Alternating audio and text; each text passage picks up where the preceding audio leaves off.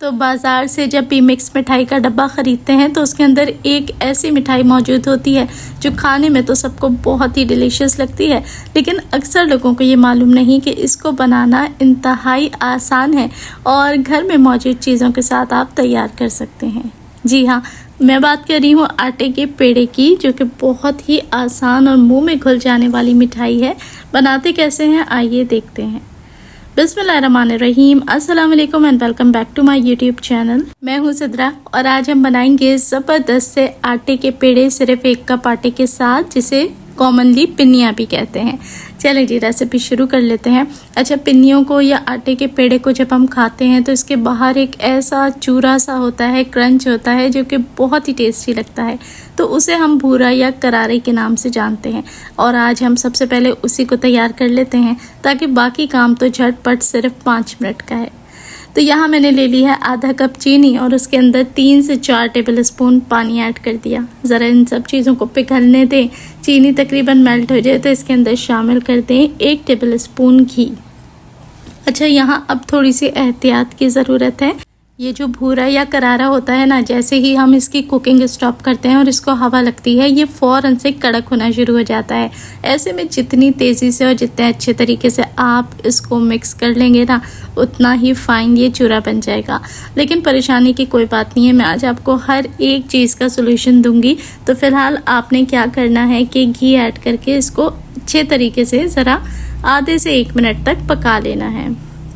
इस टाइम आपने जो गैस का फ्लेम है वो मीडियम रखना है। अगर बहुत लो फ्लेम रखेंगे तो क्या होगा कि चूल्हे पे ही एकदम से हार्ड होना शुरू हो जाता है और उस टाइम पे इतना कम टाइम होता है कि अगर आप इसे छोड़ देंगे तो ये वैसे ही जम जाएगा और उसके बाद ये स्क्रैच नहीं होता। तो बस जब तक इसमें अच्छे से मोटे मोटे बबल आए, मैंने इसको पकाया और उसके बाद चूल्हे से हटा दिया। अब यहाँ आप देखें कि इस वक्त ये बहुत गर्म है, तो ये लिक्विड स्टेट में है। मैं इसको मिक्स करती जाऊँगी और जैसे ही ये 19 से 20 की फॉर्म में ठंडा होगा ना, आप स्क्रीन पे नज़र रखें, ये एकदम से सफ़ेदी पकड़ता है। ये देखें, अब इसने जमना शुरू कर दिया है ना, अब ये हल्की हल्की सफ़ेदी पकड़ रहा है। इस स्टेज पे अगर आपने इसको स्लो मूव किया, जैसे कि मैंने किया, क्योंकि इस टाइम पे कैमरा इस पोजीशन पे लगा था कि मैं फ्रीली हाथ को मूव नहीं कर पा रही थी, जिसकी वजह से क्या हुआ कि ये थोड़ा सा नीचे को चिपक गया। अब गरम गरम में अगर आप फटाफट इसको चम्मच चलाएंगे ना, तो ये पूरा का पूरा ही बाहर आ जाता है और छोटे छोटे चूरे वाले हिस्से में इस तरीके से कन्वर्ट हो जाता है। लेकिन मैंने इसको सारा निकाल लिया। अब ये जो पीसेस हैं, इनका क्या करना है ये मैं आपको बाद में बताऊंगी। इसको जब तक रख देते हैं ठंडा होने और चलते हैं अगले स्टेप की तरफ।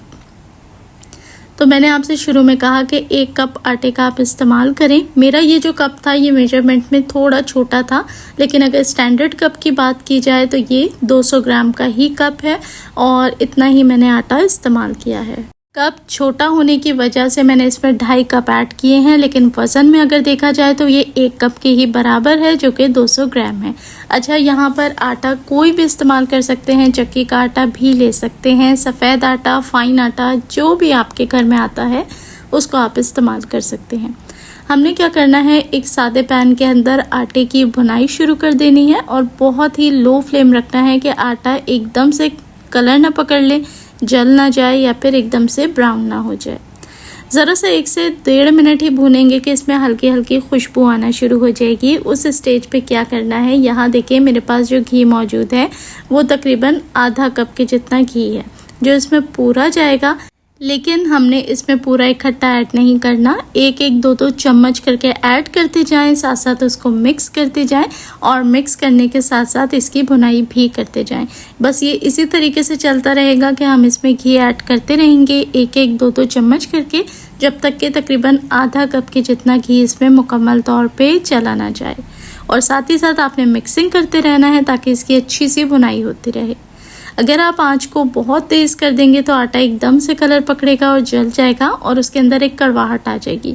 फिर ना सिर्फ आपकी मिठाई का रंग ख़राब होगा, बल्कि उसके अंदर जायका भी कड़वा सा आ जाएगा, यानी कि ख़राब हो जाएगा। तो इस बात का आपने ध्यान रखना है ख़ास तौर पे कि आंच को आपने धीमा रखना है। इसी तरीके से ऐड करते जाएं, साथ साथ मिक्स करते जाएं और जो भी स्टेट बन रही है, आपने परेशान नहीं होना कि इसमें कोई गुठलियाँ पड़ जाएंगी, तो ऐसा बिल्कुल नहीं होगा। बाज़ार से इस मिठाई की जो भी कॉस्ट बनती है, लेकिन घर में ये बहुत ही सस्ते में तैयार हो जाती है और इसमें कोई ख़ास एक्स्ट्रा चीज़ें नहीं लगती। खाने में भी ये इतनी डिलीशियस होती है, एक तो हेल्दी भी है, फ़ायदेमंद अलग है, और साथ ही साथ ये इतनी मुंह में घुल जाने वाली सॉफ्ट होती है कि खा के मज़ा आ जाता है। चलें जी, बस आपने घी को इसी तरीके से ऐड करना है, तब तक मिक्स करना है जब तक कि आटा हल्का सा ब्राउन कलर ना पकड़ ले, लेकिन बहुत ज़्यादा तेज़ ब्राउन हमें नहीं चाहिए।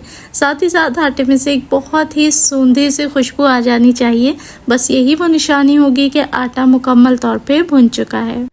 अब यहाँ पर हमने 1 से 2 चीज़ें इसमें ऐड करनी है, जो स्टेज बाय स्टेज मैं आपको बताती चली जाऊँगी, वैसे ही ऐड करें और ये पिन्नियाँ बहुत ही टेस्टी और झटपट से तैयार हो जाएंगी। तो थोड़ा साथ साथ इस तरीके से मिक्स करें कि ये खुलता चला जाए, और आटे की भुनाई में आपने कंजूसी बिल्कुल नहीं करनी। इस बात का ख़ास ध्यान रखना है कि आपने अच्छे तरीके से तसल्ली के साथ कम से कम इसको 10 से 12 मिनट दें, ताकि इसमें अच्छी से भुनाई हो सके। ये जो घी मैंने ऊपर से ऐड किया है, ये वही आधा कप का हिस्सा है, जो कि मैंने आपको इकट्ठा ही बता दिया था, बट मैं थोड़ा थोड़ा करके ऐड कर रही हूँ।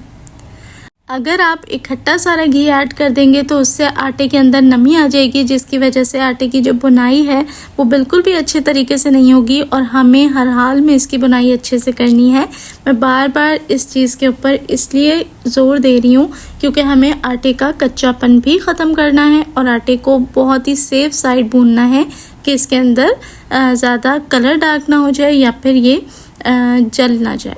तो मैंने इसके अंदर शामिल किया है आधा चम्मच के जितना इलायची पाउडर, अच्छे से मिक्स किया, और बस यहाँ पर मुझे लगा कि इसका परफेक्ट कलर आ चुका है, साथ ही साथ अच्छी सी खुशबू आ रही है, तो मैंने इसको एक खुले थाल में निकाल लिया।